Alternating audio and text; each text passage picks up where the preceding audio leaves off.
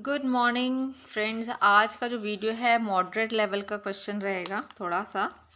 तो उसमें डरने की ज़रूरत नहीं है, क्योंकि यदि पेपर में नहीं कर पाओगे अभी थोड़ा बहुत डर जाना, बट प्रैक्टिस करोगे ना तो हो जाएगा। ठीक है, तो थोड़ा सा लेवल जो है वो अप है, पहले की तरह नहीं है कि बहुत थोड़ा मैंने इजी बनाया है, तो थोड़ा सा ध्यान से। ठीक है, तो पहला क्वेश्चन लेते हैं कि केंद्र सरकार ने किस वर्ष निर्णय लिया कि सार्वजनिक अनुदान से केंद्रीय विश्वविद्यालयों या अन्य विश्वविद्यालयों और उच्च शिक्षा के संस्थानों को अनुदान के आवंटन से संबंधित सभी मामलों को यूजीसी को भेजा जा सकता है। दैट मीन्स शॉर्ट में बता देती हूँ, इतना सब नहीं पढ़ना है।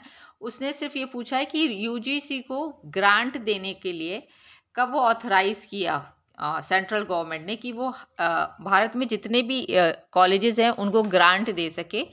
तो इसमें आपको थोड़ा सा अपना सेंस यूज़ करना है कि 1956 का जो एक्ट आया था उसके बाद उसको क्या कर दिया गया था, स्टेचुरी बॉडी बना दिया गया था। दैट मीन्स कि उसको एक स्टेचुरी बॉडी के अंतर्गत कि वो एक ऑथेंटिकेटेड ऑर्गेनाइजेशन हो गया है। एडवर्सरी एक होता है जहाँ पे वो सिर्फ परामर्श देता है, एक होता है स्टैचुरी जहाँ उसकी खुद की स्वायत्तता होती है कुछ कामों से संबंधित। तो एजुकेशन सेक्टर में यूजीसी को ऑथराइज कब किया गया था, 1956 में। ये क्वेश्चन 2022 में भी आया था, पर 2022 वाला यदि उनको पूछना होगा तो वो अब इस तरीके से पूछेंगे। ठीक है, तो इसमें कंफ्यूज नहीं होना है।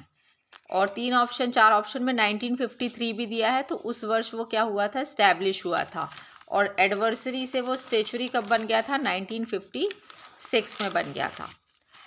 उसके बाद नेक्स्ट क्वेश्चन लेंगे कि अष्टाध्यायी किसके द्वारा लिखी गई थी। This is the basic question. तो अष्टाध्यायी किसके द्वारा लिखी गई थी, चाणक्य, जीवा, कात्यायन या पाणिनि।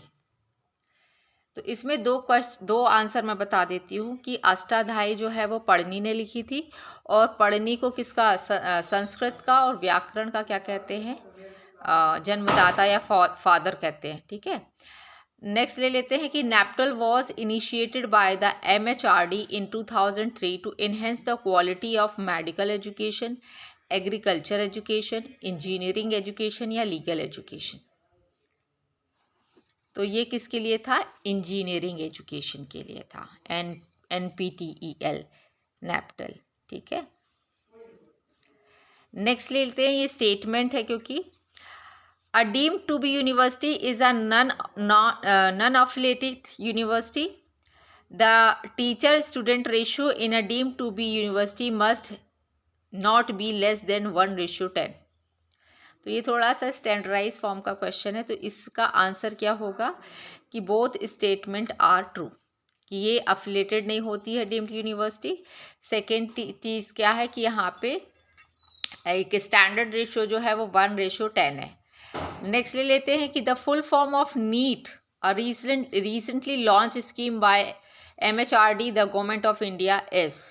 तो नीट जो है अभी सेंट्रल गवर्नमेंट ने अभी लॉन्च किया है नीट को।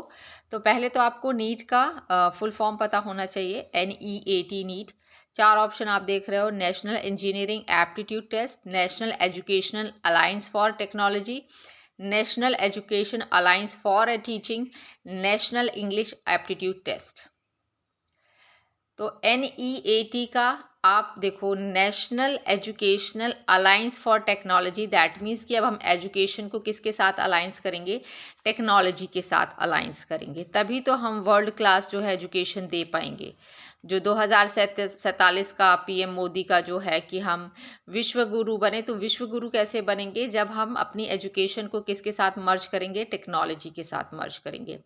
तो नीट जो है बेसिकली कौन सी एजेंसी उसको हैंडल करती है, तो AICT हैंडल करती है। ठीक है, नेक्स्ट यदि हम देखेंगे तो नेक्स्ट क्वेश्चन लेंगे, अ कॉलेज और university should submit itself for evolution of the NAAC। अब आपसे ये नहीं पूछा जाएगा कि NAAC कब इस्टेब्लिश हुआ था, एवरीवन नोज 1994। हेड ऑफिस कहाँ है इसका, तो इसका हेड ऑफिस कहाँ पे है, बेंगलुरु में है। ऑटोनोमस है, स्टेचुरी है या एडवर्सरी है, तो ये ऑटोनोमस बॉडी है। किसने इसको निर्माण किया था या किसने इसको इस्टेब्लिश किया था, तो इसको यूजीसी ने बनाया था। ये बेसिक फैक्ट्स हैं जो सारे बच्चे पढ़कर जाएंगे। अभी इसमें क्या पूछा है कि अ कॉलेज और university should submit itself for evolution of the NAAC. NAAC का जो एवोल्यूशन है, मतलब क्यों कॉलेज या यूनिवर्सिटी अपने आप को A++ या A या B ग्रेड में लाना चाहता है। 4 ऑप्शन है। It is need to be the hour, it will enable it to know its strength and weakness, it will justify its existence, it will help in decide grants for the college university। 4 option के मतलब है कि इसने आज की वर्तमान demand के अंतर्गत यूनिवर्सिटी चाहती हैं कि उनको नैक का सर्टिफिकेट मिले A++ का। सेकंड है कि अभी वो अस्तित्व में है, इसके बारे में सबको पता चले इंडिया में। लास्ट है कि यूजीसी की ग्रांट पाने के लिए नैक का एग्रीगेशन जरूरी है। लास्ट है कि अपने आप की स्ट्रेंथ और वीकनेस जानने के लिए कॉलेज और यूनिवर्सिटी अपना एवोल्यूशन करवाते हैं, किससे, नैक के थ्रू। तो ये इसमें सिंपल सा है कि हर कॉलेज यूनिवर्सिटी को अपनी स्ट्रेंथ और वीकनेस के बारे में पता चले, इसके लिए नैक का जो है एग्रीगेशन होता है, ना कि ग्रांट पाने के लिए होता है। ग्रांट तो मिलेगी चाहे तुम नैक का मूल्यांकन हुआ हो चाहे ना, ग्रांट तो मिलेगी यूजीसी से, ठीक है। तो वो कोई नियम नहीं है कि यूजीसी की ग्रांट के लिए नैक एग्रीगेशन जरूरी है। Who is the visitor of all central university. तो ये एक बेसिक क्वेश्चन है कि जो सेंट्रल यूनिवर्सिटीज़ होती हैं, यदि मैं पूछूं कि मध्य प्रदेश के हरि सिंह गौर जो सेंट्रल यूनिवर्सिटी है उसके विजिटर कौन है, तो उसमें राज्यपाल मत लगा कर आइएगा, उसके विजिटर कौन रहेंगे, प्रेसिडेंट ऑफ इंडिया, क्योंकि सेंट्रल यूनिवर्सिटी है। मैंने यहाँ सेंट्रल यूनिवर्सिटी के चांसलर की बात करी है, तो चांसलर कह लो या विजिटर कह लो। तो जो सेंट्रल यूनिवर्सिटी है उसका विजिटर कौन होती है, प्रेसिडेंट ऑफ इंडिया।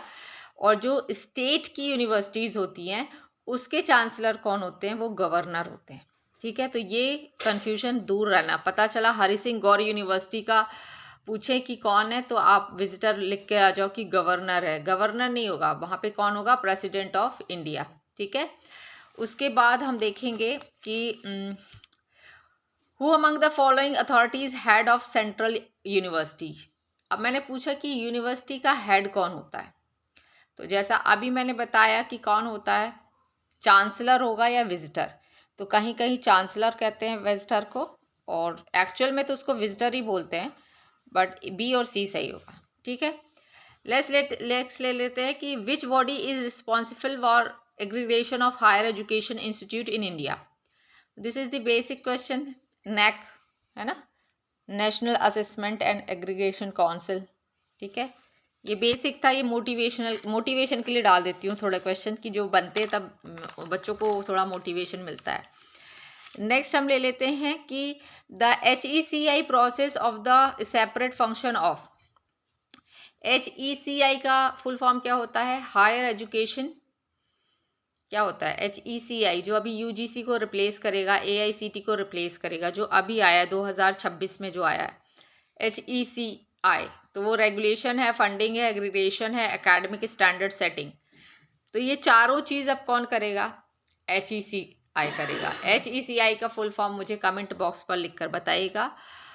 नेक्स्ट ले लेते हैं कि निम्नलिखित में से किस आयोग ने विश्वविद्यालय स्वायत्तता और अकादमिक स्वतंत्रता पर जोर दिया है। इंग्लिश में पढ़ते हैं कि which of the following commission emphasise university autonomy and academic freedom. तो किसने कहा था कि भाई कॉलेजेस को स्वायत्तता दी जाए, एकेडमिक स्वतंत्रता पर जोर दिया जाए। तो ये मुदगलियार कमीशन जो है, ये इसको हटा के, क्योंकि ये जो है ये स्कूल्स के लिए आया था, है ना। बाकी ये जो 3 है, राधाकृष्णन कमीशन, कोठारी कमीशन और नेशनल नॉलेज कमीशन, ये तीनों ने क्या किया था, रिकमेंड किया था किसको, कि विश्वविद्यालय में स्वायत्तता और अकादमिक स्वतंत्रता होनी चाहिए, तभी हमारा UGC जो है वो स्टैब्लिश हुआ था। नेक्स्ट ले लेते हैं कि which of the following are statutory function of the university grant commission. तो कंडक्ट ऑफ यूनिवर्सिटी एग्जामिनेशन, ये NTA कराता है, तो ये वाला ऑप्शन तो गलत हो जाएगा। Determination and maintenance of the standard of higher education, ये सही है। Allocation of grants to university, ये भी सही है। फिर है advising central and state government, ये भी सही है, ठीक है।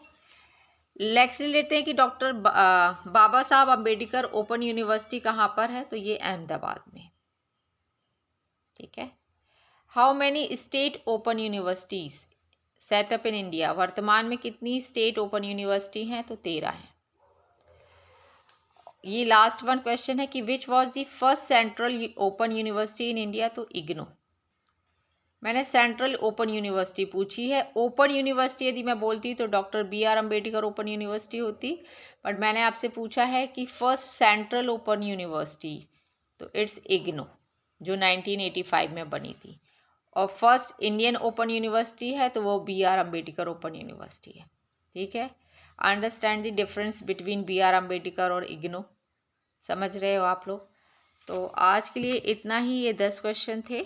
कमेंट करिएगा, लाइक करिएगा और चैनल को सब्सक्राइब ज़रूर करें जो पहली बार देख रहे हैं। और क्वेश्चन थोड़े से मॉडरेट थे, अब जो है लेवल थोड़ा अप होगा क्योंकि पेपर जल्दी आज आने वाला है, तो थोड़ा सा लेवल अप होगा, तो इसको आप रिवीजन करिएगा।